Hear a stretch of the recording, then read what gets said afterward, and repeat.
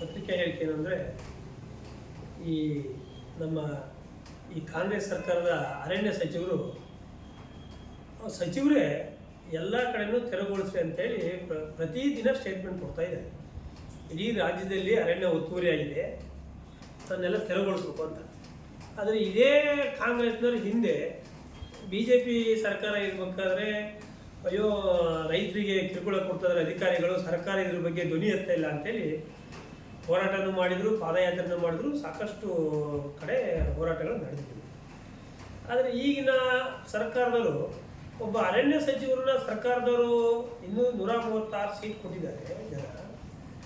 ಆದರೆ ಎಲ್ಲ ಒಂದು ಕಡೆ ಆ ಸಚಿವರಿಗೆ ಯಾಕೆ ಹಿಂಗೆ ಹೇಳ್ತಾ ಇದ್ದಾರೆ ಅನ್ನೋದ್ರ ಬಗ್ಗೆ ಸರ್ಕಾರದ ಮುಖ್ಯಮಂತ್ರಿ ಆಗಲಿ ಅಥವಾ ಸಂಬಂಧಪಟ್ಟಂಥ ಇಡೀ ರಾಜ್ಯದಲ್ಲಿ ಕಾಂಗ್ರೆಸ್ಸಿನ ಮಂತ್ರಿಗಳು ಮತ್ತು ಶಾಸಕರು ಯಾರು ಸಹ ಅದ್ರ ಬಗ್ಗೆ ಸುದ್ದಿ ಸಕಾರ ಇರ್ತಾ ಇದೆ. ಎಲ್ಲ ಒಂದು ಕಡೆ ನಮಗೆ ಅನುಮಾನ ಏನು ಮೂಡಿಸುತ್ತೆ ಅಂದರೆ, ಈ ಅರಣ್ಯ ಸಚಿವರು ಈ ಅಧಿಕಾರಿಗಳ ಮುಖಾಂತರ ಏನೋ ಭ್ರಷ್ಟಾಚಾರಕ್ಕೆ ಕುಮ್ಮಕ್ಕು ಕೊಡೋ ದೃಷ್ಟಿಯಿಂದನೋ ಏನೋ ಈ ತೆರವುಗೊಳಿಸೋ ಒಂದು ಹೇಳಿಕೆ ಕೊಡ್ತಾ ಇದ್ದಾರೆ. 3 ಎಕರೆ ಮೇಲ್ಗಡೆ ಇರೋಂಥ ಜಮೀನೆಲ್ಲ ತೆರವುಗೊಳಿಸ್ಬೇಕು ಅಂತೇಳಿ ಯಾವ ಆಧಾರದ ಮೇಲೆ ತೆರವುಗೊಳಿಸ್ತಾರೆ? ಅಧಿಕಾರಿಗಳು ಯಾವ ದೊಡ್ಡ 50-100 ಎಕರೆ ಹೊಡ್ಕೊಂಡಂಥವ್ರಿಗೆ ಎಲ್ಲೂ ತೆರವುಗೊಳಿಸೋಕೆ ಹೋಗಲ್ಲ. ಪಾಪ ಅಮಾಯಕರು ಯಾರು ಪಾಪ ರಾಜಕಾರಣಿಗಳಿಗೆ ಭೇಟಿ ಮಾಡೋಕ್ಕಾಗಲ್ಲ, ಅಧಿಕಾರಿಗಳಿಗೆ ಹೋಗಿ ಸಮಜಾಯಿಸಿ ಉತ್ತರ ಕೊಡೋಕ್ಕಾಗಲ್ಲ, ಅಂಥವ್ರಿಗೆ ಹೋಗಿ ದೌರ್ಜನ್ಯ ಮಾಡಿ ಬೇಲಿ ಹಾಕ್ತಾರೆ. ಉದಾಹರಣೆ, ನಾನು ಮೊನ್ನೆ ಒಂದು ಮಳಲಿ ಮಠದಲ್ಲಿ ಹೋಗಿದ್ದೆ, ಕಾಸ್ಪಡಿ ಹತ್ರ. ಅವರು ಮುಳುಗಡೆ ಸಂತ್ರಸ್ತರು. ಅವರು ಪಾಪ 2 ಎಕರೆ ಖಾತೆ ಬಿಟ್ಟರೆ ಮನೆ ಕಟ್ಟಕ್ಕೆ ಜಾಗ ಇಲ್ಲ. ಅವರು ಕಂದಾಯ ಭೂಮಿನ ಸುಮಾರು 50 ವರ್ಷದಿಂದ ಕಾಪಾಡ್ಕೊಂಡು 2 ಎಕರೆ ಬೇಲಿ ಹಾಕಿ ಇಟ್ಕೊಂಡಿದ್ರು. ಬೇಗ ನಮಗೆ ಜಾನುವಾರು ಮೇಯಕ್ಕೆ ಅಂತೇಳಿ ಅದನ್ನು ಮೊನ್ನೆ 2021-22ರಲ್ಲಿ ಡೀಮ್ಡ್ ಫಾರೆಸ್ಟ್ ಅಂತ ಮಾಡಿ ಹೋಗಿ ಮನೆ ಬಾಗಿಲಿಗೆ ಹೋಗಿ ಬೇಲಿ ಹಾಕಿ ಬಂದಿದ್ದಾರೆ. ಅವ್ರು ಪಾಪ ಯಾರನ್ನೂ ರಾಜಕೀಯ ಟಚ್ ಇಲ್ದಾರೆ, ಅಮಾಯಕ ರೈತರು, ಅಂಥವ್ರಿಗೆ ಹೋಗಿ ಬೇಲಿ ಮಾಡಿ ಬಂದರೆ ಮೂಳ್ತಂತಿ ಬೇಲಿನ. ಈ ರೀತಿ ಮನೆ ಇರುವಿಕೆಯಲ್ಲಿ ಒಬ್ಬ ಸಣ್ಣ 1 ಎಕರೆ ಸಾಗುವಳಿ ಮಾಡ್ಕೊಂಡು ಬಂದಂತ ಅವನು ಪಾಪ ಗಟ್ಟಿಯಾಗಿ ಮಾತಾಡೋದಂಥ ರೈತರು, ಅಂಥವ್ರಿಗೆ ಹೋಗಿ ಬೇಲಿ ಮಾಡಿದ್ರೆ ಬಿಟ್ಟರೆ ಯಾರು ರಾಜಕೀಯವಾಗಿ ಶಕ್ತಿ ಇತ್ತು, ಆರ್ಥಿಕವಾಗಿ ಶಕ್ತಿ ಇದ್ದಾರೆ ಅಂಥವ್ರದ್ದು ಎಲ್ಲೂ ಸಹ ಆಗಿಲ್ಲ. ಮತ್ತು ಇದನ್ನು ತೆರವುಗೊಳಿಸ್ಬೇಕಾದ್ರೆ ಒಂದು ಸರ್ಕಾರ ಒಂದು ಮಾನದಂಡ ಮಾಡಬೇಕು. ಈಗ ಇಂಥವರಿಗೆ ಅಂತೇಳಿ ಅವರು ಅದನ್ನು ಮಾಹಿತಿ ತಗೊಂಡು ಅಧಿಕಾರಿಗಳು ಫಾರೆಸ್ಟ್ ಇಲಾಖೆ ಮುಖಾಂತರ ಅದನ್ನು ಎಷ್ಟು ಎಕರೆ ಹೊಡೆದಿದ್ದಾರೆ, ಅವ್ರ ಕುಟುಂಬದ ಸದಸ್ಯರು ಎಷ್ಟಿದ್ದಾರೆ, ಆಮೇಲೆ ಎಷ್ಟು ವರ್ಷದ ಮಾಡಿದ್ದಾರೆ ಅನ್ನೋದ್ರ ಮೇಲೆ ಆಧಾರದ ಮೇಲೆ ಅವರೇ ಸರ್ಕಾರನೇ ಗಮನ ಹರಿಸಿ ಇಂತಿಂಥ ಸರ್ವೆ ನಂಬರಲ್ಲಿ ಇಂತಿಷ್ಟು ಎಕರೆ ತೆರವುಗೊಳಿಸ್ಬೇಕು ಅಂತೇಳಿ ಆದೇಶ ಹೊರಡಿಸಿದರೆ ಅದನ್ನು ಅಧಿಕಾರಿಗಳಿಗೆ ಮಾಡಬೇಕು. ಇಲ್ಲಿ ಏನಾಗಿದೆ ಅಂದರೆ, ಅಧಿಕಾರಿಗಳಿಗೆ ಹಣ ಮಾಡಿಕೊಡೋಕ್ಕೆ, ಫಾರೆಸ್ಟ್ ಇಲಾಖೆಗಳಿಗೆ ಹಣ ಮಾಡಿಕೊಡೋಕ್ಕೆ ಸೂಚನೆ ಕೊಟ್ಟಂಗೆ ಎಲ್ಲ ಒಂದು ಕಡೆ ಆಗಿದೆ. ಪಾಪ ಅಮಾಯಕರು ಏನು ಮಾಡ್ತಾರೆ ಅಂದರೆ, ಅಯ್ಯೋ ಟ್ರೆಂಚ್ ಹೊಡಿತೀರಿ, ಬೇಲಿ ಮಾಡ್ತಾರೆ ಅಂತ ಹೇಳಿ ಅವ್ರಿಗೆ ಯಾವುದೋ ವಾಮ ಮಾರ್ಗದಲ್ಲಿ ಪಾಪ ಅನಿವಾರ್ಯ ಅವ್ರು ಬದುಕಿನ ಹಿತದೃಷ್ಟಿಯಿಂದ ಅಧಿಕಾರಿಗಳಿಗೆ ಕಾಡಿಬೇಡಿ, ಹಣದ ಆಮಿಷನೋ ಮತ್ತೊಂದು ಏನೇನೋ ಹೇಳಿ ಅಂತ ಸ್ವಲ್ಪ ಉಳಿಸಿದಂಥ ಕೆಲಸ ಆಗ್ತಾಯಿಲ್ಲ.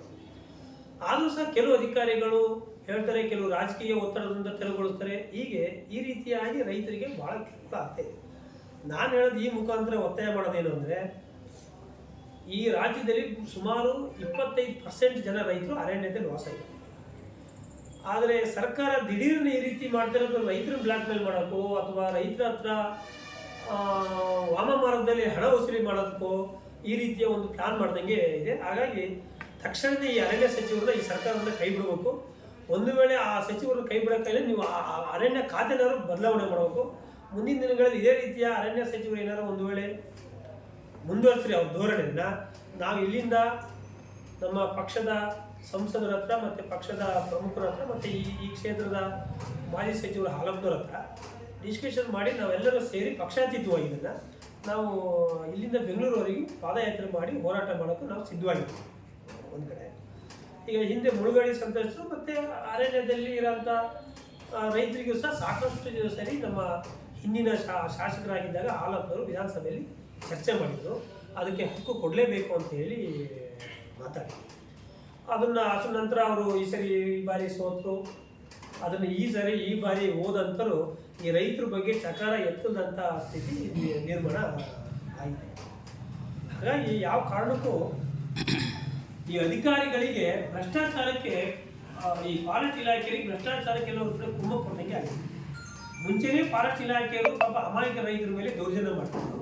ಈಗ ಮತ್ತೊಂದಿಷ್ಟು ದೌರ್ಜನ್ಯ ಮಾಡೋಕ್ಕೆ ಸರ್ಕಾರನೇ ಅವರಿಗೆ ಪರ್ಮಿಷನ್ ಕೊಟ್ಟಂಗೆ ಆಗಿದೆ. ಇದನ್ನು ನಾವು ನಮ್ಮ ಪಕ್ಷದ ವತಿಯಿಂದ ನಾವು ಅದನ್ನು ಖಂಡಿಸ್ತೀವಿ. ಫಾರೆಸ್ಟ್ ಇಲಾಖೆಗೆ ರೈತರಿಗೆ ಸಂಬಂಧಪಟ್ಟಿದ್ದು. ಇನ್ನು ನಮ್ಮ ಕ್ಷೇತ್ರ ಅಂತ ಬಂದಾಗ, ಸಾಗರ ವಿಧಾನಸಭಾ ಕ್ಷೇತ್ರ ಅಂತ ಬಂದಾಗ ಇಲ್ಲಿ ಭ್ರಷ್ಟಾಚಾರ ತಾಂಡವಾಡ್ತಾ ಇತ್ತು.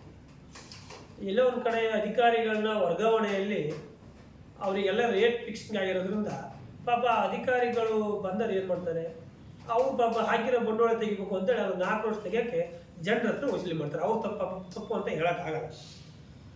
ಆದರೆ ಈಗಿನ ಅದನ್ನೆಲ್ಲ ಹೇಳಕ್ಕೆ ಹೋದರೆ ಕೆಲವರು ಪಾಪ ಹಿಂಗೆ ಆಗ್ತಾಯಿದೆ, ಭ್ರಷ್ಟಾಚಾರ ಆಗ್ತಾಯಿದೆ ಅಂತ ಹೇಳಿದರೆ ಈಗಿನ ಶಾಸಕರು ಮಾಜಿ ಸಚಿವರ ಮೇಲೆ ಹೇಳೋದು ಅಥವಾ ಬೇರೆ ಬೇರೆ ಪಕ್ಷದ ನಮ್ಮ BJP ಪಕ್ಷದ ಮುಖಂಡರ ಮೇಲೆ ಹೇಳೋದು, ಈ ರೀತಿಯ ಆರೋಪಗಳನ್ನ ಮಾಡ್ತಾರೆ. ತಾವು ಸರಿಯಾದ ರೀತಿಯಲ್ಲಿ ಆಡಳಿತ ಮಾಡಿದ್ರೆ ಯಾಕೆ ಆರೋಪ ಮಾಡ್ತಾರೆ? ಅಧಿಕಾರಿಗಳು ಕೋರ್ಟಿಗೆ ಹೋಗಿ ಸ್ಟೇ ತಂದು ಕೆಲಸ ಮಾಡೋಂಥದ್ದು ಏನು ಇರುತ್ತೆ? ಇವತ್ತು ನಮ್ಮ ಸಾಗರದಲ್ಲಿ ಎಷ್ಟು ಜನ ಕೋರ್ಟಿಗೆ ಹೋಗಿ ಸ್ಟೇ ತಂದು ಕೆಲಸ ಮಾಡ್ತಾ ಇದ್ದಾರೆ. ಹಾಗಾಗಿ ಎಲ್ಲೋ ಒಂದು ಕಡೆ ಈ ಬೇರೆ ಬೇರೆ ಈ ವರ್ಗಾವಣೆ ದಂಧೆಯಿಂದ ಅಧಿಕಾರಿಗಳು ಒಳ್ಳೆಯರು ಪ್ರಾಮಾಣಿಕವಾಗಿ ಕೆಲಸ ಮಾಡಿದಂಥ ಸ್ಥಿತಿ ನಿರ್ಮಾಣ ಆಯಿತು ಸಾಗರದಲ್ಲಿ. ಆ ವರ್ಗಾವಣೆಗೆ ಎಲ್ಲೋ ಒಂದು ಕಡೆ ಇಂತಿಷ್ಟೊಂದು ರೇಟ್ ಫಿಕ್ಸ್ ಆಗಿರೋದ್ರಿಂದ ಇಲ್ಲಿ ಬಂದಾಗ ಅವ್ರು ಸರಿಯಾದ ರೀತಿಯಲ್ಲಿ ಮಾಡಲ್ಲ, ಅವ್ರು ಹಣ ಮಾಡೋ ಅಂತ ಕೆಲಸ ಮಾಡ್ತಾರೆ. ಆವಾಗ ಜನರಿಗೆ ಕೆಲಸಗಳು ಸಿಗಲ್ಲ, ನ್ಯಾಯಸಮ್ಮತವಾಗಿ ಕೆಲಸ ಆಗಲ್ಲ. ಈಗ ಉದಾಹರಣೆ ನೋಡಿ, ನಮ್ಮ ಸಾಗರದಲ್ಲಿ ಸುಮಾರು 3-4 ತಿಂಗಳು ಆಯ್ತೇನೋ ಇಲ್ಲದೆ ಒಬ್ಬ ಇಂಜಿನಿಯರ್ ಒಳ್ಳೆಯರು, ಸಣ್ಣ ಇಂಜಿನಿಯರು, ಅವರು ಪಾಪ ಒಳ್ಳೆಯರಿದ್ದಾರೆ. ಆದರೆ ಅವ್ರಿಗೆ ಮಾಡೋಕ್ಕೆ ಬೇಕಾದಷ್ಟು ಕೆಲಸಗಳಿದ್ದಾವೆ. ಮತ್ತು ಪಂಚಾಯತ್ ರಾಜ್ ಆಕ್ಟಲ್ಲಿ ಅವರಿಗೆ ಯಾವುದೇ ರೀತಿಯಲ್ಲಿ ಮಾಹಿತಿ ಇಲ್ಲ. ಅವರು ಇಂಜಿನಿಯರ್, ಎಸ್ಟಿಮೇಟ್ ಮಾಡೋದು, ಅವ್ರು MB ಬರೆಯೋದು, ಕಾಮಗಾರಿ ಸರಿ ಇದೆಯೋ ಇಲ್ಲ ಅಂತ ನೋಡೋ ಅಂಥ ಕೆಲಸ ಅವರು. ಆದರೆ ಇಲ್ಲಿ ಏನಾಗಿದೆ, ಅವರಿಗೆ ಚಾರ್ಜ್ ಕೊಟ್ಟಿದ್ದಾರೆ. ಇದು ಯಾರು ಜವಾಬ್ದಾರಿ? ಒಂದು CO ಅವ್ರದ್ದು, ಇನ್ನೊಂದು ಕಡೆ ಈ ತಾಲೂಕಿನ ಶಾಸಕರು. ಅಲ್ಲಿ ಅನುಭವ ಇದ್ದಂಥ ಒಬ್ಬ ಸೀನಿಯರ್ ಬೇಕಾದ್ರೆ ಅಲ್ಲಿ FT ಅವರಿಗೆ ಕೊಟ್ಟು PDO ಅದಕ್ಕೆ ಸಂಬಂಧಪಟ್ಟಂಥವರಿಗೆ ಅದು ನಿರ್ವಹಣೆ ಮಾಡೋಕ್ಕೆ ಹೋಗ್ತಾರೆ. ಹಿಂದೆಲ್ಲ ಹೇಗಿರೋದು ಅಂದರೆ ಅವರು ಮತ್ತೆ ಬದಲಾವಣೆ ಆಗಿ ಬರೋವರೆಗೂ ಕೃಷಿ ಇಲಾಖೆಯವರಿಗೂ ಅಥವಾ ವೆಟನರಿ ಅವರಿಗೂ ಕೊಡೋದು. ಯಾಕಂದರೆ ಆ ಇಲಾಖೆ ಸ್ವಲ್ಪ ಟಚ್ ಇತ್ತು. ಇನ್ನೂ ಒಂದು ಕಡೆ ಇವ್ರು ಹೇಳಿದಂಗೆ ಕೈಗೊಂಬೆ ಆಗಿರ್ಬೇಕು ಅನ್ನೋ ಒಂದೇ ಕಾರಣಕ್ಕೋಸ್ಕರ ಇವ್ರಿಗೆ ಮನಸ್ಸಿಗೆ ಬಂದಂಗೆ ಚಾರ್ಜ್ ಕೊಡ್ತಾರೆ. ಇದು ನಾವು ಖಂಡಿಸ್ತೀವಿ. ಯಾಕಂದರೆ ಈಗ 35 ಪಂಚಾಯತಿಗಳು ಬರ್ತವೆ. ಗ್ರಾಮ ಪಂಚಾಯತಿಗಳಲ್ಲಿ ಸಣ್ಣ ಮಟ್ಟದಿಂದಲೂ ಜನರಿಗೆ ಕೆಲಸ ಆಗೋಂಥದ್ದು ಗ್ರಾಮ ಪಂಚಾಯತಿಗಳು. ಆ ದೃಷ್ಟಿಯಿಂದ ಅದಕ್ಕೆ ಅನುಭವ ಇದ್ದಂಥವ್ರನ್ನ ಹಾಕಬೇಕು. ನಾವು ಈ ಮುಖಾಂತರ ನಾವು CO ಅವರಿಗೆ DC ಅವರಿಗೆ ಏನು ಹೇಳೋದು ಅಂದರೆ, ತಕ್ಷಣ ನೀನು 1 ತಿಂಗಳೊಳಗಡೆ ಸಾಗರಕ್ಕೆ ಕಾಯಂ EO ಅವರಿಗೆ ಹಾಕಿಕೊಟ್ಟಿಲ್ಲ ಅಂದರೆ ನಾವು ಜಿಲ್ಲಾ ಪಂಚಾಯತಿ CO ಆಫೀಸ್ ಎದುರುಗಡೆ ನಾವು ಪ್ರತಿಭಟನೆ ಮಾಡ್ತೀವಿ ನಾವು ಸಾಗರ ತಾಲೂಕಿನಿಂದ ಅಂತ ಈ ಮೂಲಕ ಅವರಿಗೆ ಎಚ್ಚರಿಕೆ ಕೊಡೋಕ್ಕೆ ಬಯಸ್ತೀವಿ. ಹಿಂದಿನ ಬಾರಿನೂ ಶಾಸಕರಾಗಿ 5 ವರ್ಷ ಆಲೋಚನೆ ಅವರು ಅಭಿವೃದ್ಧಿ ಮಾಡಿ ಸಾಕಷ್ಟು ಅಧಿಕಾರಿಗಳನ್ನು ಸಹ ಕಂಟ್ರೋಲ್ ಇಟ್ಟು ಎಲ್ಲ ರೀತಿಯಲ್ಲಿ ಯಾರಿಗೂ ಸಹ ಎಲ್ಲೂ ಸಹ ಯಾವ ಪಕ್ಷದವರಿಗೆ ತೊಂದರೆ ಆಗದ ರೀತಿಯಲ್ಲಿ ಅಭಿವೃದ್ಧಿ ಮಾಡ್ಕೊತಾ ಹೋಗಿದ್ರು. ಇಲ್ಲಿ ಏನಾಗಿದೆ, ಈಗಿನ ಶಾಸಕರು ಪಾಪ ಅವ್ರಿಗೆ ಚುನಾವಣೆ ಮಾಡ್ದಂತಾರೆ. ಚುನಾವಣೆ ಮಾಡಿ ಅವರ ಕೆಲವು ಲೋಪದೋಷಗಳನ್ನು ಸರಿಪಡಿಸ್ರಿ ಅಂತ ಹೇಳಿಕೊಡ್ಲೆ ಅವ್ರ ಮೇಲೆ ತಿರುಗಿಬಿಡೋದು.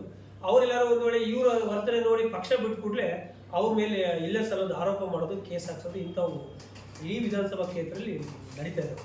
ಉದಾಹರಣೆ ಹಾಲ್ಗದ್ದೆ ಉಮೇಶ್ ಅಂತೇಳಿ ತಮಗೆಲ್ಲ ಗೊತ್ತಿರ್ಬೋದು, ಹೊಸನಗರದಲ್ಲಿ ಪಟ್ಟಣ ಪಂಚಾಯತಿ ಸದಸ್ಯರಾಗಿದ್ದರು. ಅವ್ರ ಪಾಪ ಇವರಿಗೆ ಹಣನೂ ಖರ್ಚು ಮಾಡಿ ಚುನಾವಣೆ ಮಾಡಿದರು. ಆದರೆ ಇವರ ಕೆಲವು ಅಕ್ರಮಗಳು, ಕೆಲವು ದಬ್ಬಾಳಿಕೆಗಳನ್ನು ಸಹಿಸಕ್ಕಾಗದೆ ಬೇಡ ಈ ರೀತಿಯೆಲ್ಲ ಮಾಡಬಾರ್ದು ಅಂತ ಹೇಳಿದ್ರೆ ಅವನು ಸರಿ ಇಲ್ಲ ಅಂತೇಳಿ ಅವನ್ನ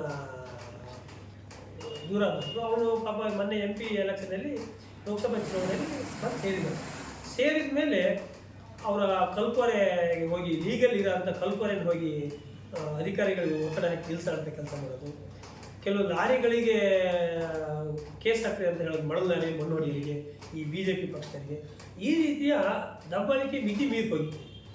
ಈ ಮಿತಿ ಮೀರಿದಕ್ಕೋಸ್ಕರ ಇನ್ನು ಮುಂದಿನ ದಿನಗಳಲ್ಲಿ ನಾವು ಅನಿವಾರ್ಯ ಅಧಿಕಾರಿಗಳ ವಿರುದ್ಧ ನಾವು ಪ್ರತಿಭಟನೆ ಮಾಡಬೇಕಾಗುತ್ತೆ.